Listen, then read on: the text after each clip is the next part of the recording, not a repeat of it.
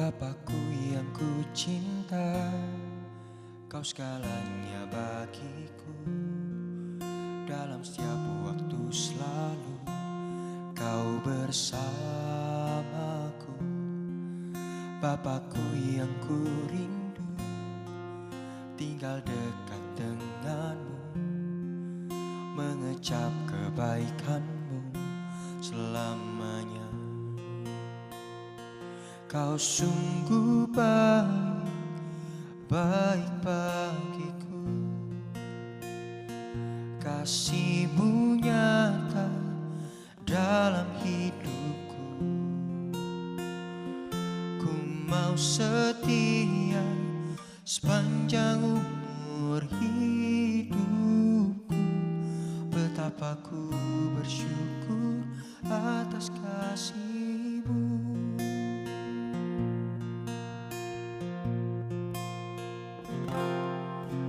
Bapakku yang ku cinta, Kau segalanya bagiku. Dalam setiap waktu selalu Kau bersamaku. Bapakku yang ku rindu, tinggal dekat denganmu, mengecap kebaikanmu selamanya. Kau sungguh baik bagiku, kasih-Mu nyata dalam hidupku. Ku mau setia sepanjang umur hidupku. Betapa ku bersyukur atas kasih-Mu. Kau sungguh baik bagiku, kasih-Mu nyata dalam hidupku. Ku mau setia sepanjang umur hidupku. Betapa ku bersyukur atas kasih-Mu.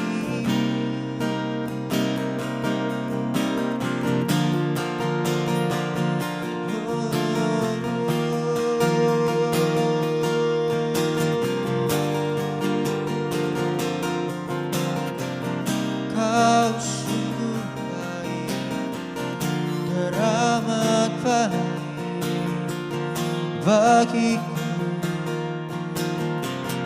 bagiku Tuhan. Oh, Kau sangat baik kepadaku Tuhan. Tak pernah tinggalkan, tak pernah mengecewakan, selalu setia kepadaku Tuhan. Selalu menopang, selalu menolong, selalu menghiburku.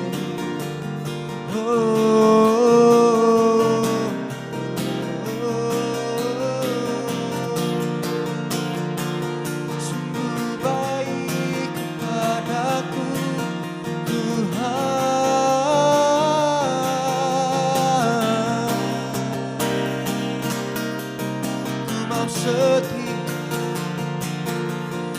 Ku mau setia untuk menyembah-Mu, untuk mengikut-Mu, untuk memuji-Mu.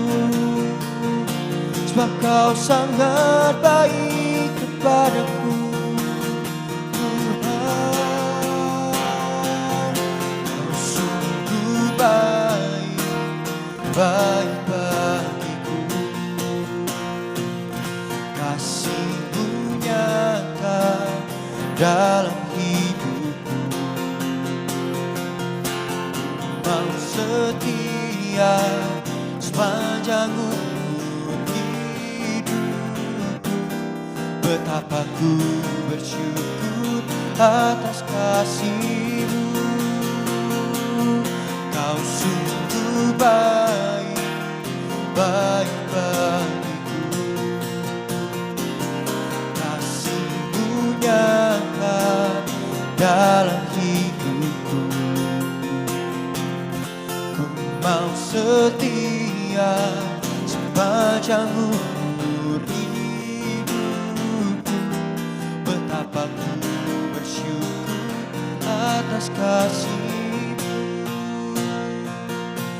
Ku mau setia sepanjang umur hidupku.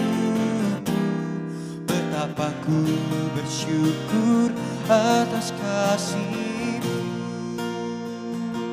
Ku mau setia sepanjang umur hidupku.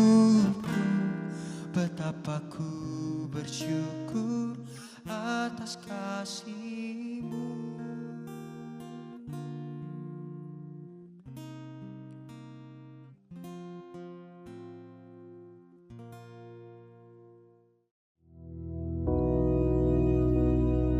Bapa kami yang di surga, dikuduskanlah nama-Mu, datanglah kerajaan-Mu, jadilah kehendak-Mu di bumi seperti di surga.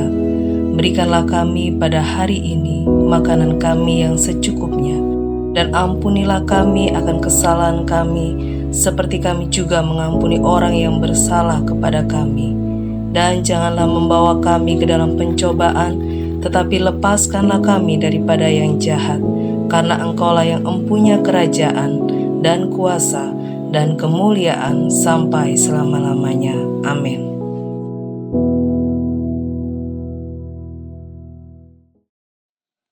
Shalom, selamat pagi, puji nama Tuhan. Apa kabar saudara semua?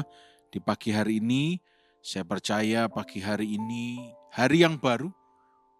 Penyertaan Tuhan ada atas kita dan berkat Tuhan menaungi kepala orang yang benar.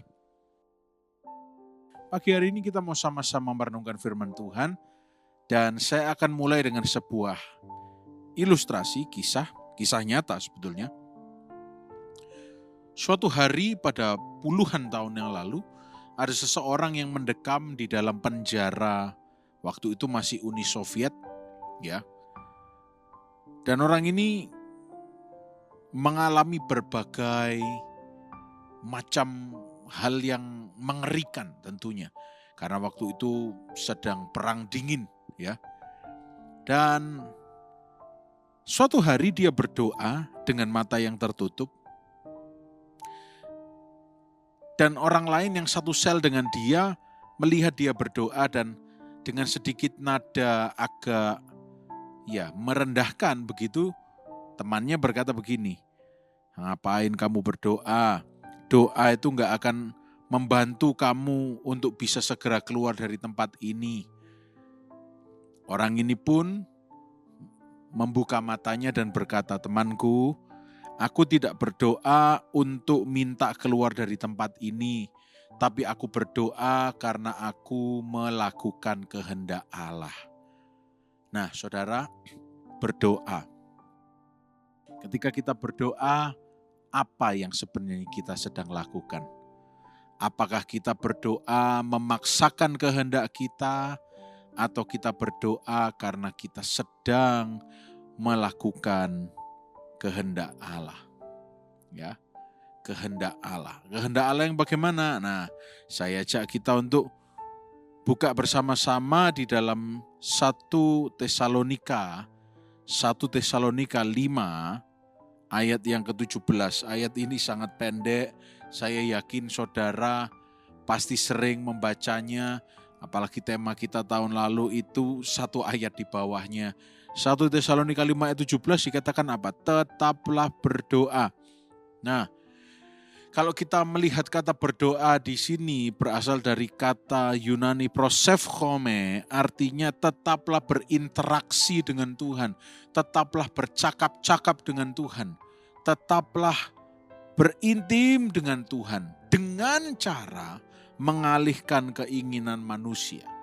Jadi di sini yang pertama, berdoa itu bukan mengajukan petisi kepada Tuhan, bukan sekedar meminta-minta, Tapi boleh nggak saya berdoa, minta kesembuhan, minta sebagainya? Ya, pada prinsipnya memang di dunia ini kita seakan-akan berdoa meminta.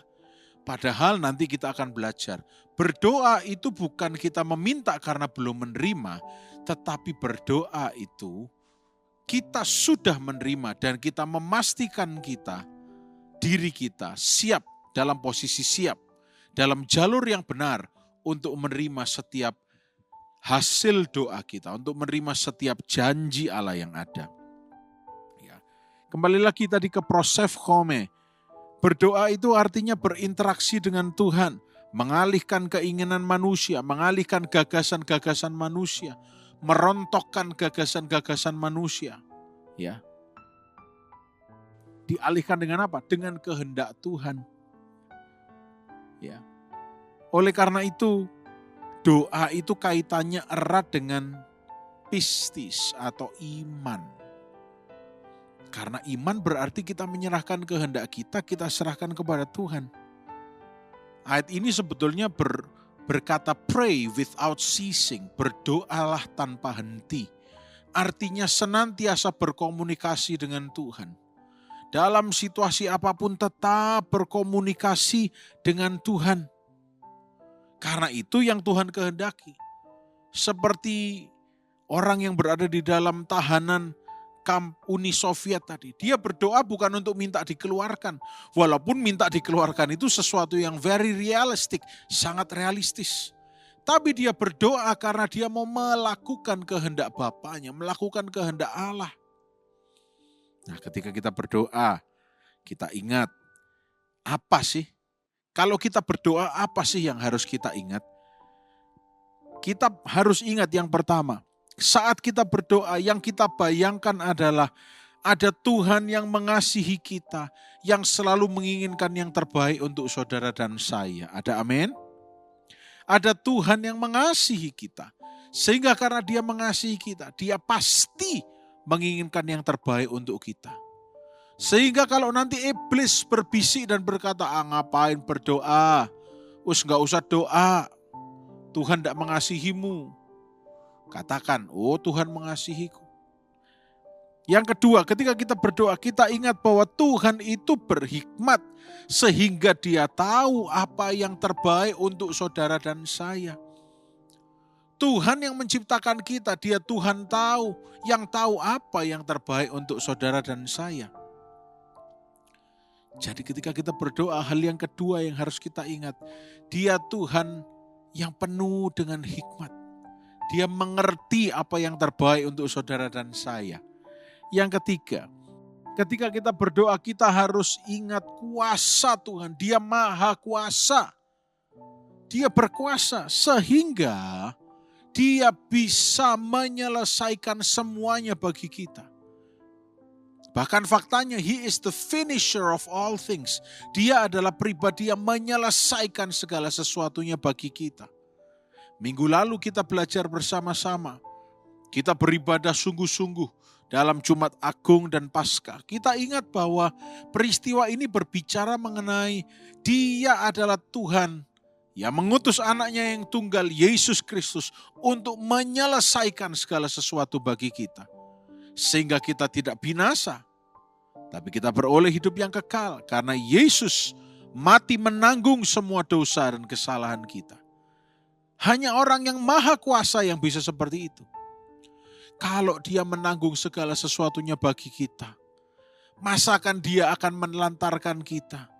Masakan dia tidak dengar doa kita? Bagian kita adalah berdoa bukan untuk meminta-minta. Tapi kita berdoa karena kita melakukan kehendak Allah. Jadi sebuah istilah yang mengatakan, berdoalah seperti orang yang mengemis. Ya, bolehlah kalau diambil nilai positifnya dalam arti tanpa berhenti berdoa terus. Tapi kalau dalam berdoa kita ini memohon-mohon seolah kita nggak kenal siapa Bapa kita, itu hal yang kurang tepat.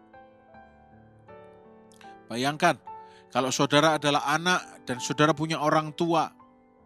Dulu waktu saudara masih muda, kalau saudara minta uang jajan atau apa Apakah saudara akan mengemis dengan minta? Enggak. Karena saudara kenal Bapak saudara. Pak, Papa, boleh minta uang jajan? Bapak yang di dunia aja sangat baik, apalagi Bapak yang di surga. Atau mungkin Bapak di dunia Anda, Bapak Anda di dunia dulu kurang baik. Saya perkenalkan kepada Bapak di surga yang sangat baik. Dia tidak akan pernah menginginkan yang terjelek. Dia nggak akan pernah tutup mata. Apa yang terbaik bagi kita dia nggak mau tahu. Dia nggak akan pernah meninggalkan perbuatan tangannya. Enggak. Dia Allah yang setia. Dia akan kerjakan segala sesuatu yang terbaik untuk kita. Martin Luther, seorang penginjil, pernah berkata, berdoalah seakan-akan segala sesuatu itu bergantung kepada Tuhan. Kemudian bekerjalah, lakukan karyamu seakan-akan segala sesuatu itu bergantung kepadamu. Nah ini, konteks ini juga harus kita pegang. Kita berdoa dengan sungguh-sungguh dengan segenap hati. Karena kita tahu bahwa doa kita itu didengar. Kita tahu bahwa kita melakukan kehendak Tuhan. Lalu bagian kita mengerjakan apa yang bisa kita lakukan. Kalau itu berhenti berbuat dosa, ya lakukan itu berhenti berbuat dosa. Kalau itu belajar beriman percaya, ya lakukan itu. Kalau itu adalah bekerja dengan sebaik-baiknya di kantor, di pabrik, lakukan sebaik-baiknya. Yang saudara nggak bisa lakukan, itu urusannya Tuhan akan lakukan bagi saudara dan saya. Satu ayat lagi kita mau baca.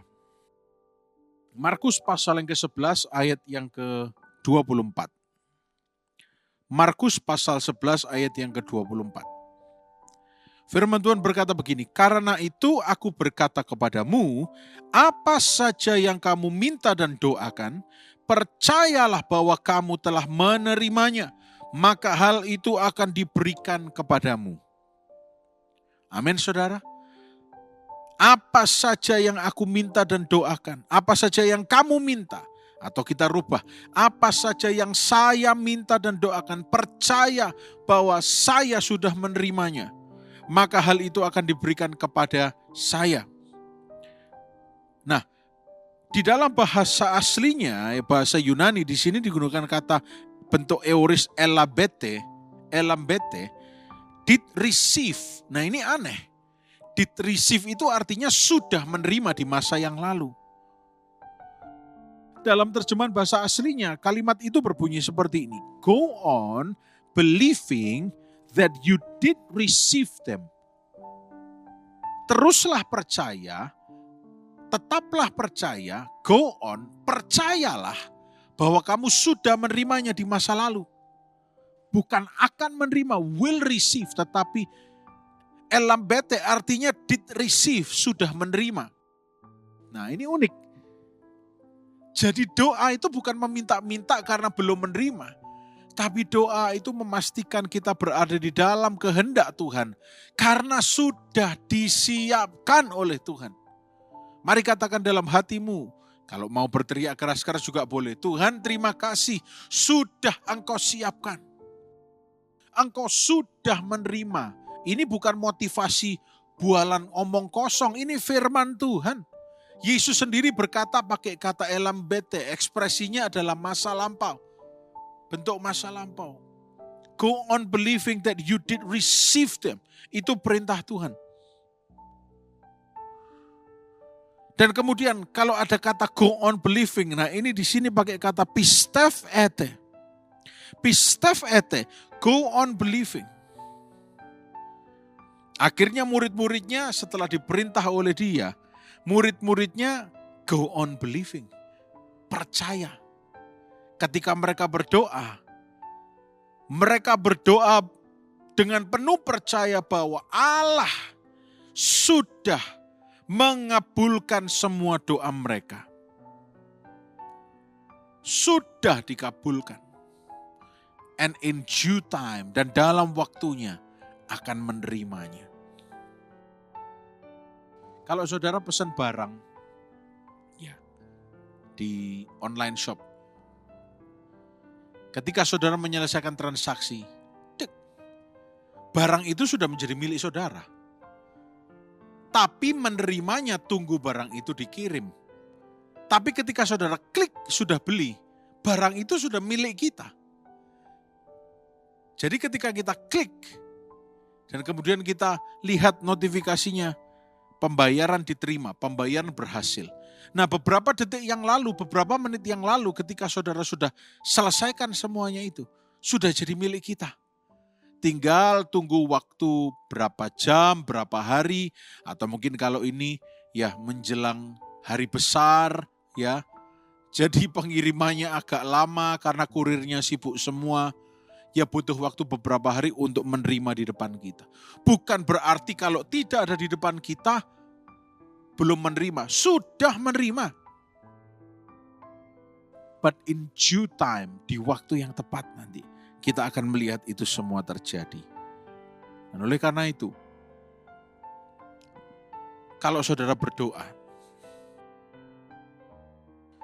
Yesus berkata, apa saja yang kamu minta dan doakan, percaya kamu sudah menerimanya.